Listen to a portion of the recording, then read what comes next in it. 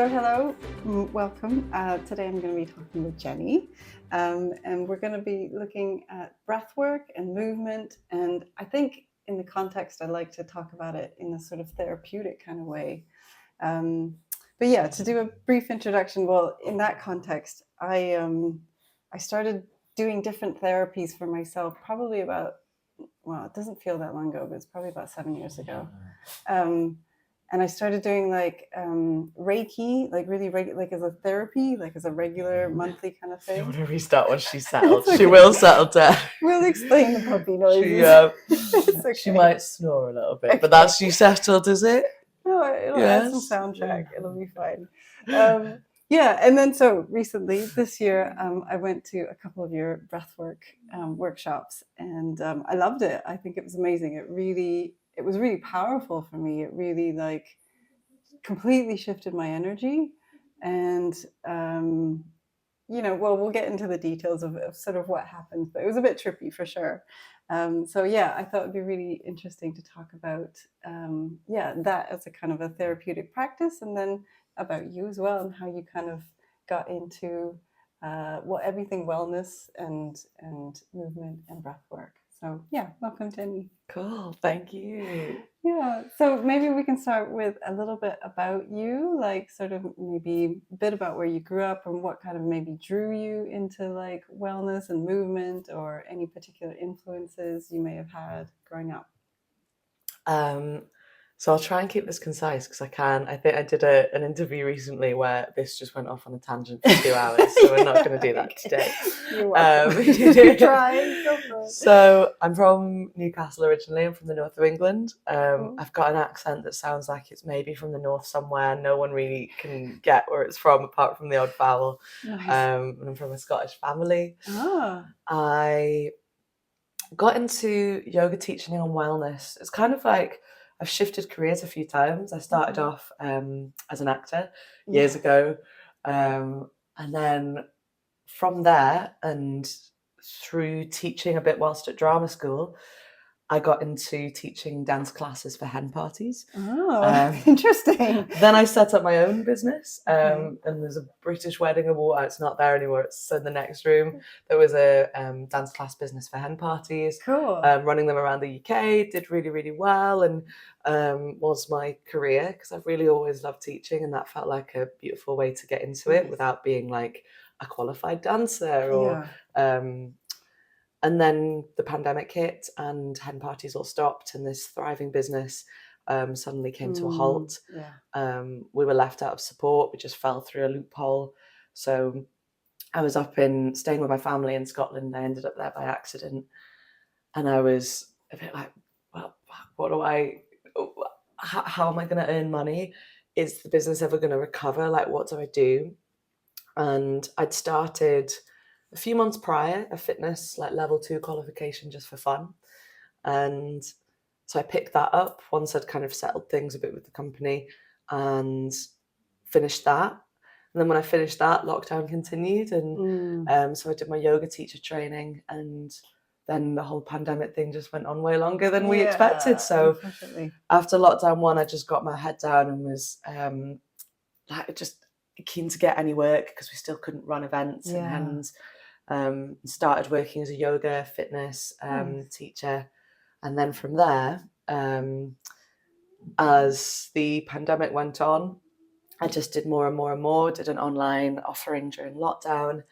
And then when the world opened back up again, the company recovered, we relaunched it. Nice. I was teaching a full fitness timetable, and by then I'd kind of felt like my focus and my attention was moving more towards that side of things. And even with like a big team and an assistant helping me with the running of the company, it just felt like my passion for hens had gone. So after a really different industry, and after a year there, I chose to shrink the company, then close it. And I then just organically kind of found, I started with fitness, then yoga, then did lots of cycle, and I've just moved more into the wellness sphere. Interesting. I'm very curious because I've never heard of like dancing for hen parties. So no one has until you hear of it. It's a thing though, obviously. It is a thing, and it did. It's because I'd never heard of it until I got the job. See why this can easily get derailed for like 2 hours. I mean, I'm very curious. We can't ignore it. It was essentially, I've always loved teaching. My mum, it was after I became a teacher, a yoga teacher, that she said this to me. She'd never said it before. I was quite poorly when I was about 13, 14. I had an eating disorder, I had depression, I was in hospital for my eating disorder, and it was quite just a rough time. Yeah. And I had come out of hospital a couple of months prior, and we'd had this ski like trip booked, and I was away with my family and like another group of families, and my brother and sister were at this like little like kids ski thing for the day, and they just couldn't get it. And my mum said that I was not in a good place, but then as soon as I was like, I'll spend an hour with you at lunch because I knew how to ski, and she was like, the way you broke it down and the way you made it understandable, she was like, I saw you, number one, when I hadn't seen you smile for a while, just really light up, and number two, she was like, you just got them moving in like 20 minutes. Amazing. She said that from there she thought I would be a teacher. She was like, it's just your thing. Yeah. She never told me at the time. This is like 20 years later she told me, or 15. But yes, when I was in Bristol at drama school, I went to Bristol Old Vic. I've always been quite a grafter, and I really wanted to get some work at the weekend. And I used to just do all sorts of mad jobs when I was in London, like what I could find on Gumtree. I'd be like, yeah, can do that, and kind of blag my way into a variety of stuff when I was younger. Yeah. And the hen party dance thing just was an advert on Gumtree. Okay. And because I'd loved teaching, but I'd always been aware of like, oh, I can't be a dance teacher because I'm not a qualified dancer. That's not an acceptable thing to blag. Right. But a hen party dance class, all you need to do is be able to... just for fun. Just like, for fun. Yeah. Okay. And it's the nicheness is almost... There's only so many activities you can do on a hen, like apart from like drinking. Yeah. But if people don't drink or they want something else, it's like, what do you do? It's true. And so I did it through some agencies when I was in theatre school, and just loved it. But it was quite disorganised when I was working with the agencies, and so when I left, I kind of saw an opportunity, because you're right, it is a super niche market, a niche one, but there's so much business there. Wow. So just the two things works. Cool. Of like, there just wasn't many companies on the market doing it well. But there are others. But there's loads of bookings. Yeah, there was about 7 main competitors. We all made friends in lockdown, and it was all quite friendly and nice. That's cool. So yeah, that was a big era, and I moved out of acting temporarily to do that, because it just went way better than I thought. And then when I moved into yoga teaching, I was like, it was always this. It was never acting. Interesting. And I don't act at all anymore. And I now view acting as a way that moved me into this instead of vice versa. I can tell as well from your workshops, like you have a great like speaking from the diaphragm kind of voice. So I'm sure that definitely comes in very handy. You know, I think my training really did. Yeah. I think I really like to create multi-sensory experiences, not like shows as in like a performative element, but there always is, because I think try and create an experience, whether it's music, whether it's sound, whether it's atmosphere, whether it's the space that I'm making. Yeah. And I think that the theatre training, that's where it weaves in. Yeah. I was reflecting on that recently. I can't remember what I was at, but I was thinking it's always really nice when, I'd gone to, actually, it was a lecture of psychologists, but the woman speaking had a background in theatre as well. And I thought, people who have that background, they always make the best like facilitators or speakers, or like, they just have that ease to be able to engage with people, which is very cool. Yeah, very handy. And there's it even plays into, I've got a microphone, which is what I'm pointing to, that when I was just graduated from drama school like 10 years ago or so now, maybe just less than, I got for voiceover work. Did I touch it as an actor? Once. But I still kept it, because I was like, it's such an expensive piece of kit. And then it's since I've become a yoga teacher that I've used it, because I used it to record meditation. Right. So it's like, it just ties in one to the other. And it's funny that the thing I bought for that purpose has actually ended up serving me in wellness. Very cool. Okay, so I guess in terms of your like transition into like teaching yoga and wellness and moving out of hen parties, was there any particular, like, I don't know, influences or books or people that, really just kind of stimulated that shift for you? I think, but one person for like each stage. Like, I think cool. It was actually just before lockdown that I had the first yoga class that I feel like I really resonated with. like I used to go bits. I used to just be really into fitness. Yeah. And there was this teacher called Thomas in East London, Thomas Thoreau, that I really enjoyed, and he was super warm, but Nice. I never really got into the spiritual feel of it. I was just there for a yoga class, and Yeah. he created such a nice inclusive space that started me regularly doing it. And then just before lockdown, must have been 2 weeks before, I went to a class taught by a teacher called Jared, and I was the only one there. And there was just something about the way he ran it, and I left being like, I feel really shifted somewhere. And I think 6 months before, I was going through a breakup, and I did yin yoga for the first time, and I was like, oh, I'm crying, but this actually feels like safe and a way to process. So all of these teachers served as inspirations, and then the more I practiced, the more like another teacher would come in, and I'd be like, oh, I love how they do it. Like a teacher called Leo Oppenheim was one that I did a lot of online training with during my 200 hours, and he has inspired the way I use music. But then it's almost like you take their inspiration and then you make it your own. That's very cool. And we all do that with each other, and I think it's a nice culture of like, oh, I love the way that person works. Let me feel how that works, but let me make it my own and find my voice with it. So it's almost like each layer is just kind of picked and mixed a little bit. That's very interesting. Yeah, I like that. I've got a funny relationship with yoga myself.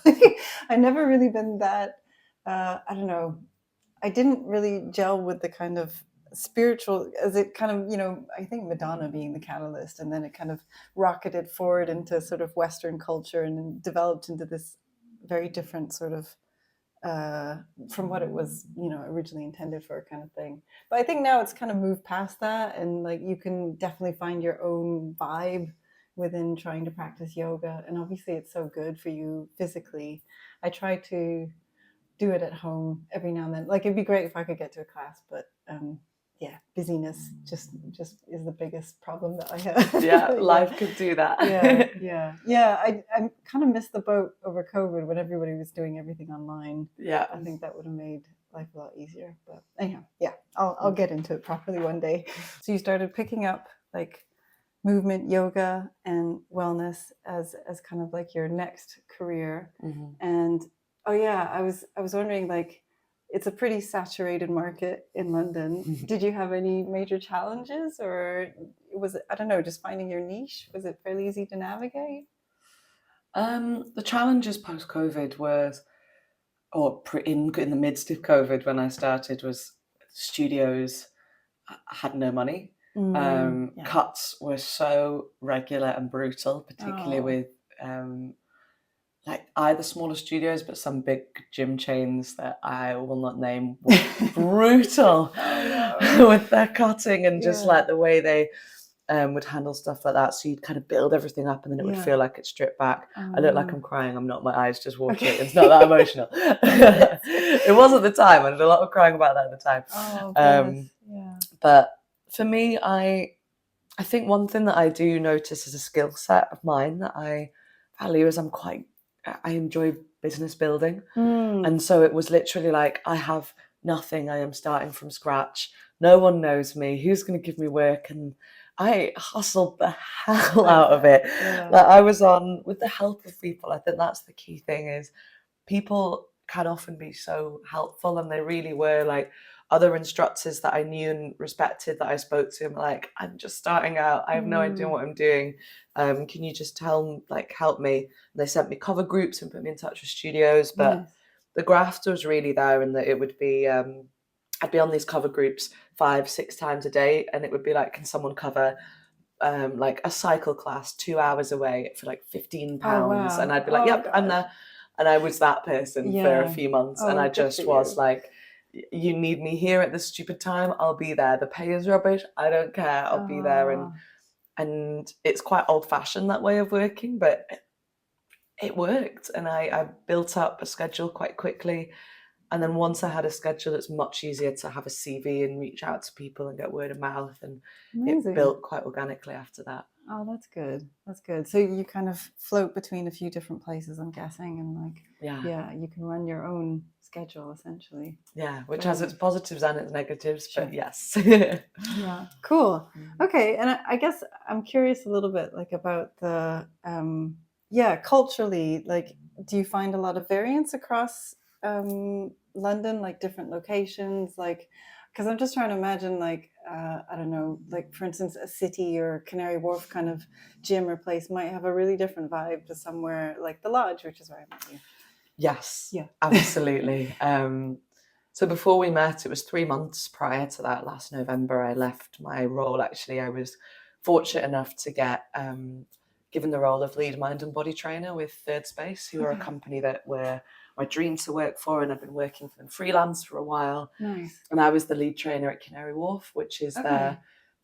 which is the largest health club in Europe. Wow. So I would be teaching groups of 40 Wow. back to back to back to Wow. back. And Canary Wharf is a space with a certain energy. Yeah. Yeah. And I loved the role. I was there for a year and a half and just chose to move back to freelance because it felt like the right step then. But yes, since I've left Canary Wharf, I think I am spread out amongst a few different Third Spaces, the Lodge, smaller local studios, stuff that I run myself, and every single studio has such a different feel. Like even under the same brand, Third Space, you go to Canary Wharf, the members there are different to Soho, are different to Wimbledon, and but the thing at heart is like people just, yes, there are some sort of differences in location and how behaviour is in that location. Like in Canary Wharf, it's a very fast-paced area. People are very used to, like, they're very stimulated. Yeah. And so it sometimes takes pulling back to slow down a little bit. But for me, I always just think of it as just chipping away. And even if people aren't used to, like, being in this connected open space to begin with, you just give it some time and they are. Like I had the most beautiful community at Canary by the time I left. And that's amazing. they were all looking after my dog and being super, like, it just felt, and when I'd come in, like the reputation that some people had said was like, oh, Canary Wharf is quite a cold area. It was like, you just need to find your people and find your community. Oh, that's very cool. That's nice. I wonder, like, do you think of like your work in a way is just sort of, obviously in the foreground it's like doing something physical for wellness, but yeah, do you imagine there's a therapeutic side to it? In what sense do you mean? Like, for instance, the Canary Wharf sort of type people, obviously, yeah, there's a lot of stress or potentially a lot of, I don't know, what's the word, like front. Do you know what I mean? So I wonder if, like, in developing a real sense of community, is there a sense that, like, yeah, you can get underneath and really be there, you know, almost like a therapist in a way, but like in a physical kind of sense. Absolutely. Yeah, I've received some really beautiful messages over the years and received lots of really touching stuff about how much the form of community that we'd made or connection had shifted people. And it's not me, it's almost like I'm a facilitator. You're a facilitator that just get people to that place of connection. And not everybody wants that. Some people want to come straight in and out. Most of the time those people don't end up sticking with my classes because I don't really generate a space that is like that too much. I will as soon as I'm finished class, I run straight to the door to speak to everyone on the way out, to give them cards, to talk to people. And yes, I think, yes, essentially, from without going into detail about what people have said to me, I've had some really beautiful conversations, feedback and chats over the year about how much just getting that feel of community and openness and safe space has shifted people's perspective about what yoga is, about going on their wellness journey, about shifting stuff. And it just takes a person to do it. Like I've had people do it for me, where just by someone opening a door, it's given me a chance to really walk through it, and it's changed my life. And so I like to hope that I've just maybe been a door for a few people there. I'm sure. Yeah, I find that really interesting. I think I in my dabbles into yoga, I've come to understand, like, the physical, like your body doing, because I always said I'm not very bendy, I'm not very stretchy, and like it's not my thing. But then I've realized, like, it's actually more about the mind and like and like sitting with it, and then the emotional side, like you said, like sometimes, you know, the frustration or the difficulty that comes up is actually the purpose, and I guess tapping into that or just having the mindfulness to connect with it. So I'm a bit slow, maybe late to the party, but like And the body is almost like, for me, the least of it, which we find really hard to unpack, especially in spaces where you're like, oh, that person's doing that thing and I can't do this and I can't. Me personally, it's about connection to body, tuning into what your body's giving you, shifting stuff that is in your body. It's just another modality of, I'd say at the end of every single class without fail, and it kind of ties into what you were saying. It's something that makes people like laugh, but I really seriously mean it. I'm like, have a beautiful day. I say all the chat about where to find me, and I'm like, be nice to yourself, please be nice to other people, and that's how we're going to change the world. And it sounds so ridiculous and cheesy, but I'm like, that when for me, we shouldn't just be here for this like self, which I think sometimes we can get. It's like, just if you go by those principles, like it's a very, very baseline. Just be kind to yourself, be kind to those around you. Yeah. And I really try and drill in, like, remember that, guys. Good. Don't, if I get so upset, and I've told people this before, when we do this class and everyone's all like, peace, love, and then I go downstairs and I see someone being really rude to the concierge. And I'm like, no, it's not just for your mat. This is practice, whatever we're showing up for, that is hopefully going to lead us out to be making a better footprint on the world outside here. Definitely. Yeah. No, I definitely believe in that principle. I think because it can be really overwhelming to look at like trying to fix the world. But obviously it starts in what you're doing, where you are, who you're with, and just showing up in, you know, the best way we can. So yeah, totally agree. Okay, well, maybe we can move on to a bit of like talking about breath work. And I guess this is a further development in terms of wellness and movement. And do you want to tell me a bit about how you got into it, how you found it? And Sure. So I was on a retreat that had a focus around some plant medicine, and I had a really powerful experience with plant medicine the day before, and then we were doing breath work the next day. And being a yoga teacher, I was like internally like, oh yeah, pranayama, breath work, I get it, done this before. And it was a conscious connected breath session, and I had just as powerful an experience off just breath as I did through some really powerful shape-shifting stuff the day before. And I remember like waking up, and it was like, people say it's like 10 years of therapy in one, and I wasn't going in with any expectations, but it was like, I was so blown away about how I unpacked trauma that I hadn't even touched or known I had. I had huge processing of big things that I didn't expect, and it really just sparked my curiosity as to like, what the hell is this? How do I learn more, and how do I do that? So I, when I came back from that retreat, I just practiced and tried to find classes to go to, and then after a while, I was like, I think I want to learn how to teach this and learn more about it. So that was how I stepped into training. Nice. Yeah, it is pretty fascinating. It's definitely a bit of all the rage at the moment. I see a lot of it everywhere. I think it's going up, and I think it probably will keep going up. I think so. I'm kind of obsessed with it though. I tried to kind of do one session a month, and I couldn't always fit in with you. But it's been interesting to try different. I found it fascinating because I think my, you know, understanding is that it's based on just who the person facilitating is, and like the energy that they bring and the music that they bring, and it's really down to that in terms of the kinds of experience you have, meaning like none better or worse, or just different. And I'm really big on that. I think I'm just as guilty a lot of the time, and a lot of participants are, especially ones who come to my class, like yoga classes regularly, being like, this person's better than this person, I only go to this person. We're missing out on so much if we don't go to different facilitators. And it's like, there are obviously going to be some less great people out there, like if they're not doing stuff properly, but most of the time it's just difference in like nuances and style. And so I always really encourage people to be like, don't just go to the one person, go to the many, like find the different shades and the different textures, and notice how different people's cueing and the way it comes in can shift your experience. I bet. In terms of like the training as well, do you think there's I don't know, because I don't know how regulated it is, or like is there a lot of different schools of thought or a lot of different approaches and variances? Yes, Okay. it is a bit of a wild west, the breathwork training industry, because it's such a new industry in a way. Like, yes, I mean, breathwork's been around for centuries. Conscious connected breathwork and all of its, again, I say this and some people would really strongly disagree with me, and I totally respect that. All of the practices where we're taking a controlled hyperventilation, so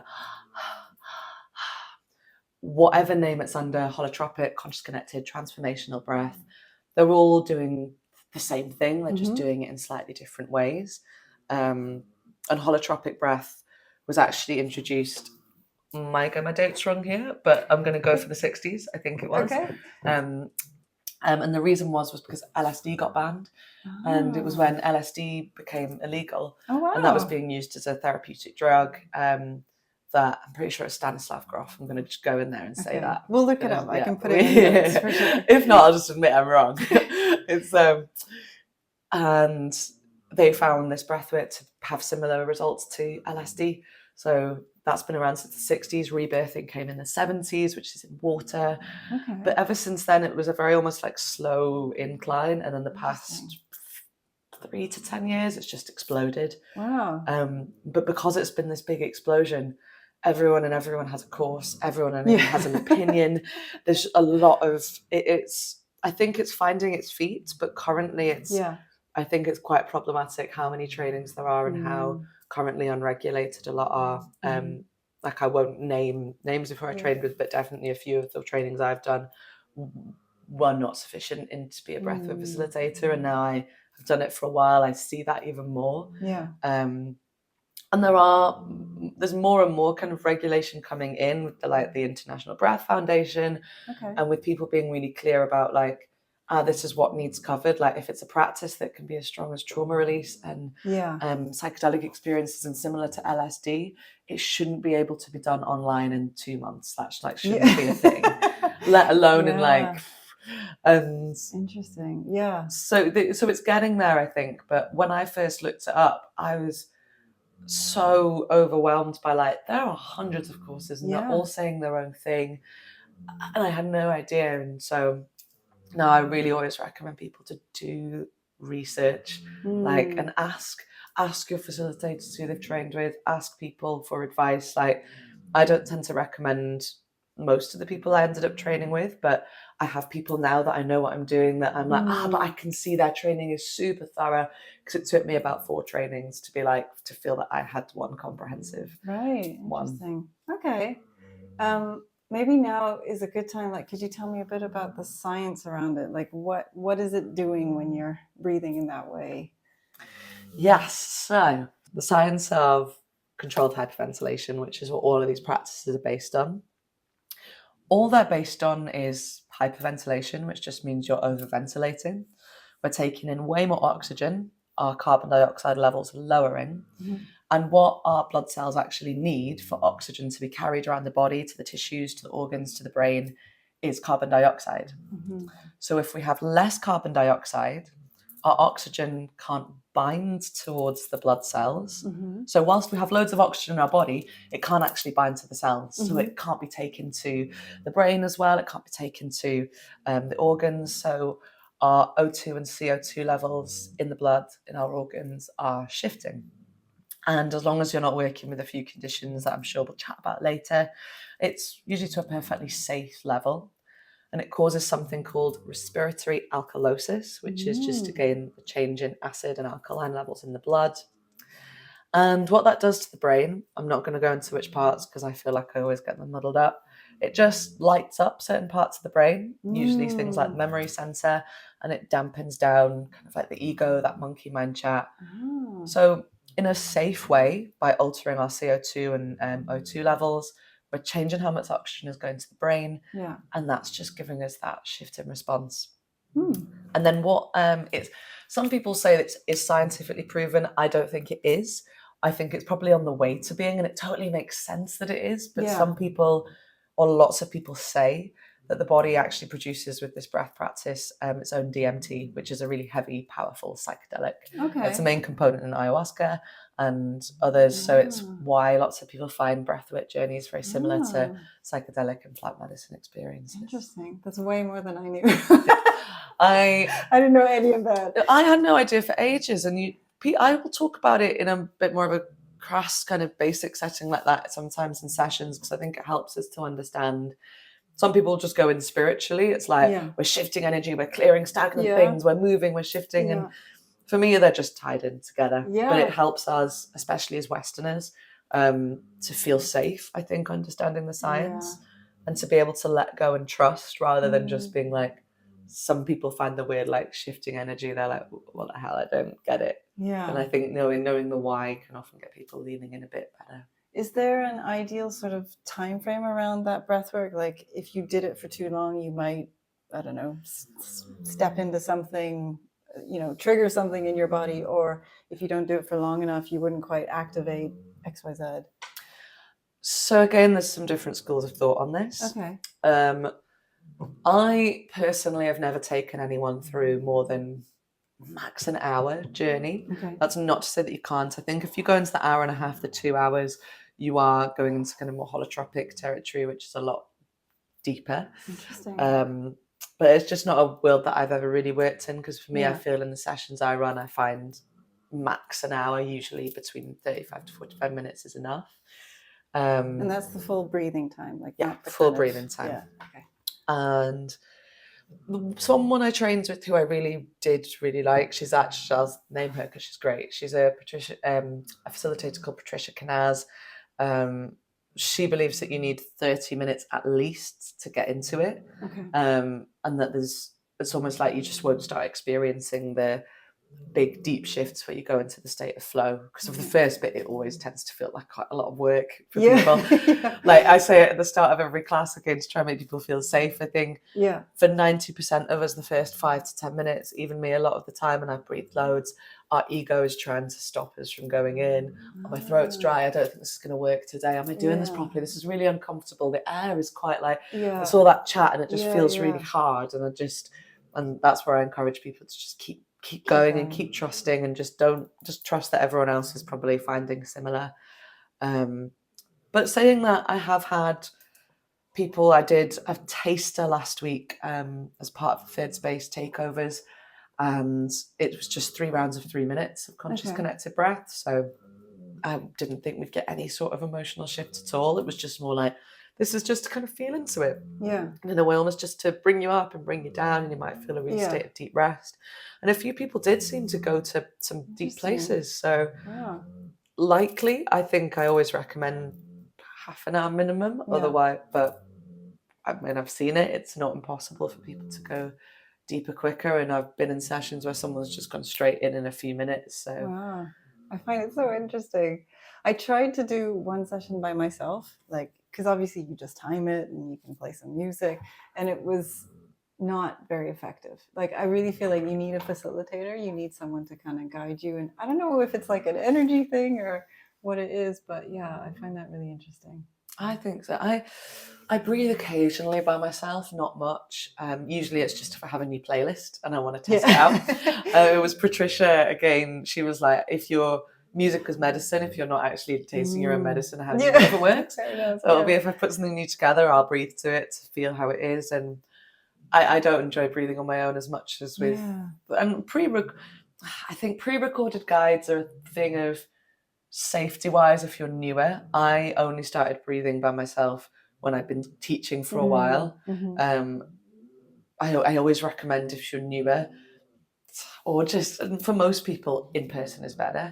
However, there are some fabulous facilitators who do run online breathes. It's just finding the right ones that make sure they're doing it safely. Because the stuff that happens that, I mean, there's lots of stuff I've witnessed where you need someone there, whether it's trauma release, whether it's stuff that's happening with your body, whether it's the fact you just stop breathing for a while, that, where that person can be really beneficial to have there. And obviously online, there's no way you can get through. I can't get through the screen. Actually, as well, I noticed in your workshops, like, you would come around and, either say something to us or just like a light touch. And I found the touch really helpful, like, just to get you focused in that part, or just it had a really beneficial impact. So I think live is really helpful for sure. Yeah. But I've done some great online ones recently, but I don't know if that, and also I trust who they're with, and I also can see as a facilitator, they're not taking people super deep. They're just like half an hour breathe, and then they're back. It's not like a go one. Yeah. Which for me would get a bit dangerous, I'd say. Yeah. Okay. Well, could you tell me about some of the, I don't know, reasons or conditions people shouldn't, or the dangers, I guess, the safeguarding around it? The big ones are epilepsy, anything seizure related, because you're altering your brain chemistry, heart conditions. And then there is quite a big list of things to be mindful for. And again, and I'll hold my hands up when I first started facilitating, and I think just more and more and more recently, I'm being super clear on this. I wasn't giving these out really clearly because I had not practiced facilitators too hard. And then the more I do it, the more I'm like, people really need to understand that, yes, this is safe, but there's so much that can happen. Yeah. Stuff like diabetes, you just need to be a bit aware of. There's always stuff, osteoporosis, because if you end up moving and shaking, it can maybe do some stuff. And then there is quite a big list that I just can't remember off the top of my head, but I always chat through. But the biggest ones are anything heart related, seizure related, and anyone in their first trimester of pregnancy. I personally say all the way through pregnancy, because some facilitators will say you're fine to breathe like that when you're pregnant. For me, if we're still proving a lot of the science of it, and a lot of trained facilitators say no to it, I just think, especially when you're doing something as delicate and as emotionally taxing as pregnancy, and something that you don't want to mess up for the sake of a breathe. For me, I just always advise people to just maybe wait, or come if you want to come, and maybe you just do the softest breathe, or you be in the space and that kind of thing. I did have someone come into the space the other day with a pre-existing condition, and this was after, because this isn't meant judgmentally. I'm sure I don't read emails loads. She just hadn't read any of the stuff. She hadn't read the waivers. She hadn't read any of the things. And it was during the opening chat, and this is why I say it so clearly now, because even when you've sent it, just sometimes life happens. People don't read stuff. And I was like, just to be super clear, the only things you really need to talk to me about are, and just listed them off. And she just whispered to me before we started that she had this certain thing that is a contraindication. And so I just chatted to her and said, I'm absolutely fine for you to stay in the space, but what we need to do is just really, really slowly. And she actually still had a really strong experience, which is beautiful for me to see. But we just took it so carefully and delicately. Oh, that's good. Oh, that's really nice. Oh, well, it'd be great. I don't know if you can, share any really interesting experiences you've had in terms of facilitating and seen, obviously without mentioning any names or people's experiences, but any major benefits, or I guess even any things that might have been really challenging as well. But I mean, the more I do it, the more I'm blown away by the power of breath, because you just see more and more and more and more and more stuff happening. I mean, the trauma process is one of the biggest things, the amount of people who I've been with and held through really big shifts, but the amount of people that have, even last weekend, someone finished and they were crying for ages, and then they just looked at me and they just went, this was just perfect. I feel perfection. And it's just, I swear you just see the full range of subtle. I had a group of 5, and one person was like, I just felt like Superman. I didn't get any emotional release, but I just feel so powerful in my body. And the more I breathed, the more I was like, I just feel incredible. And then the person next to them had this incredibly strong trauma release in the body and was just shaking but not just a little bit, shaking for 45 minutes. I've watched energy release, so I'll put my hands without touching them above someone's heart, and then all of a sudden it moves. You see the big stuff, you see the small stuff, you see the people that really are struggling to get into it. I facilitated with Tim Morrison, who's quite a well-renowned facilitator, and some of the stuff I saw in that space was was insane. With how deep people went, and what I had to sit with people with. So it's continually evolving, and it's continually like, it gives me more confidence the more I go, and the more trust of like holding people through, and also what the power of it is. Yeah, very exciting. I wonder as well, like, if you have yourself experimented with different kinds of therapies, and if, I don't know, if you draw a comparison, like, to what you can achieve, like with breath work and other things. Like, I'm a big buyer of lots of modalities. I mean, the way I work, it's quite multimodality. And I was talking about it in yoga this morning, actually. It's a quote that I read from, I was looking to write a bio for like a festival, and I looked at some of the others, and it was actually Leo, the teacher that I mentioned I liked. Something he said that resonated really well, and it's, if someone is telling you that their way is the only way, that's probably someone you maybe want to avoid. And I just wholeheartedly believe it. How the hell can you ever know you're right? Even if you have scientific proof, science changes all the time. So you can say, I think this is. So I'm really about find what works for you. I love talk therapy. I did talk therapy for 18 months, and I found that super beneficial. But what breathwork can do that talk therapy often just can't, just get you out of your mind and into what's stored in the body. The body keeps the score. It's also a way of processing stuff for those who aren't ready to talk. Stu Sanderman, who's a great facilitator who runs Breath Pod, I worked with last year, he says he got into it because his partner died, and he found that a way to process emotion that he just didn't feel okay to talk about, and that's what got him into it. And it's a very similar experience, or has lots of parallels to psychedelics. In the journey that you go on and the things that happen. However, for me, the difference between like a breathwork journey and an ayahuasca or psilocybin trip is you can get off the ride. Like, yes, stuff might come up that feels really hard, and you might have to, if it comes up, you still might have to do the work to process that. That actually brings me back to one other thing I think is really key to say about who shouldn't do it. You never shouldn't do it, but you should always just be aware, like, it can bring up stuff. Like, so if you're feeling like you're not in a space where you're equipped to, or have the support to deal with something big coming up, I always advise maybe just taking a pause and seeing, okay, is there something, am I ready to deal with stuff if it comes up? Do I have the support system? But yes, compared to like a psychedelic journey where once you've had it, you're on the ride first, however long it's going to last. With breathwork, if whatever you're experiencing in that moment, you're like, actually, it's too much, not for me. You stop breathing and you go back to a passive breath, and it'll go back to your normal state in a couple of minutes. But with the results, they're very similar, and there's loads of science. I can't remember the Instagram handle now. I think it's Performance Through Breath or Health or something like that. There's a guy that I follow who does great posts about the science behind it all. And cool.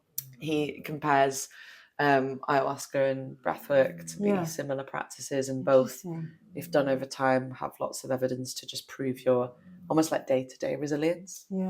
Oh, that's interesting. Because when you mentioned the history and like LSD, I did think, like, because obviously everybody's talking now about psilocybin and like picking it up where we left it off in the 70s and restarting the trials. And I mean, I love the idea of it being therapeutic in a way that not, drugs or any other kind of therapies hasn't really helped.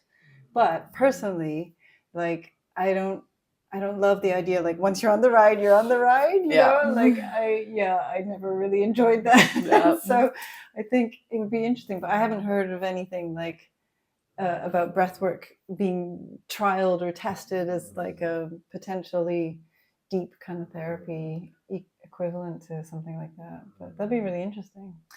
My instinct is it will be more and more. I can't see why it wouldn't be, because the benefits are just, it's continuing to be known more and more and more. And I think the more it's being studied, like, so many people do it without any spirituality at all. And that's okay. I think with something like breath, it can be a practice with big spirituality in, like I run mine with like an elemental kind of theme to it, because I find that really helpful. Yeah. But then some people do it just as a like, right, sit down, breathe, let's go. Yeah. And that's valid as well. Yeah. Yeah. It's a good point. Yeah. I think that's really interesting. Like, I like the spiritual side of all of these practices, but I think, yeah, you don't have to necessarily, want to be involved in that way. So that makes sense. Cool. So curious, like, is there, I don't know, do you have big plans? Like, is there an ideal where you'd like to see yourself working with this, or anything you'd be looking to develop? Yes and no, in the sense of I had a big moment last year when I started feeling the pull to move from employment within third space in this role that was amazing and literally was my dream. Like, I've never cried when I got a job before, and I cried my eyes out when I got this job. Amazing. But there was just something when it hit about June last year that just wasn't sitting with me anymore. And I think I'd always viewed it, what's the next thing and the next achievement and what's the next up? How do I build? As I mentioned, I enjoy running and building businesses. Yeah. And I sat and was just like, what if I want to get smaller? What if it's not about leveling up? What if it's about actually becoming more honest with where I am? And I'm still in a big process of figuring it out. But I don't think I want to be someone that's a big name or that kind of like face or brand. Or I think a part of me sometimes thinks, do you? And then I think probably not. But the one thing I do know that I want to do, and I'm still feeling into exactly how, is just continue to build experiences, continue to better myself and what I offer, continue to build community. And I'm still kind of feeling into, because I'm only 6 months out of the employed role, where I've actually got more time and total freedom to just do whatever I want. And I've been doing stuff like recorded meditations, which I put on Insight Timer, and that really threw me, because I was like, oh my gosh, there's 1,000 people in America listening to this. Like, okay, what's that market then? Like, is that something I want to do? And then like lots of people have asked about, like, can you film courses? And I'm like, is that something I want to do? And part of me thinks of, like, at some point I'd maybe, because I enjoy practicality in business, I'm like, I'd love to run a business for like not a school, that's too much, but like an online course to teach other yoga teachers or wellness practitioners, like, this is how to do the business side of it. Great. Yeah, I'm sure. So at the moment it's almost just like I feel like I'm playing with it all. But the one thing that has really become alive for me this year is the event community that I met you with. I'm running alongside, I mean, my week is very split at the moment between, I teach about 15 studio classes around London, a fusion of yoga, a little bit Pilates, sound baths, breathwork. I run 2 to 3 events of my own, a mixture of day retreats, half-day retreats, breathwork, sound and breath, cacao and breath, like loads of just different stuff. I'm running a summer retreat. I do one-to-ones. I have a very few select slots for one-to-one clients, but I enjoy that as well. And then I've been getting more and more just called in by brands and festivals, and so it's almost like I'm just being a bit like feeling in at the moment. And I think at some point over the next year, I feel this pull to get smaller. And I'm just figuring that out. I love that. That's a really lovely answer. Very, I like that. But it made me think. I was like, getting bigger. Great if that's for you, but maybe that's not always the goal. The goal is getting better, but that doesn't mean bigger. That could be small. Brilliant. Oh, thank you. So, okay, I think we've covered pretty much everything. I do have like a closing question that I've asked a few people previously, which is, let me read it properly, sorry. What is one thing you would like to see change in the next 5 to 10 years? It could be related to what you do, but you can open it up if you want to as well. Okay, so if I relate it to what I do, more space. I'm a very fiery energy, and I love to do, and I love to be in, like I just listed off with the multitude of things I'm enjoying doing. And I'm not always as good at having time to rest, and I'm really consciously working on that. It's my weakest point, and it's not something that I just ignore, but it is my biggest struggle, and for a number of reasons, some fear-based in there, like from COVID and from all the rest, and if we do more, sometimes it's security, from excitement, from wanting to do it all, but I really want to build a life where I have more just space to be as well, because I think it makes us better as teachers too. Yeah. Sure. And then a big answer, but one that's really resonating with me at the moment, I'd love the world in general to be just a bit more loving. I find at the moment the state of the world is heartbreaking, and I found it quite tough to see what's going on in the world, and especially not see those in the wellness sector speaking up about it. And it's and I'd just really love to try, and it sounds really cheesy, but I'd love the world to just be a bit kinder to each other. Yeah. And for those of us who are in privileged positions, to keep speaking out, because that's a big thing. Yeah. We sugarcoat it, we spiritually bypass a lot. And I think if we are preaching about being better, be better. Yeah, that's a lovely answer. Thank you. No, I totally agree. I think, I could go off on tangents and derail this conversation and chat about a million things, but I'll stop there, and maybe we can have another chat another time. Yeah. But thank you so much. You've been so good at it. Thank you. Thank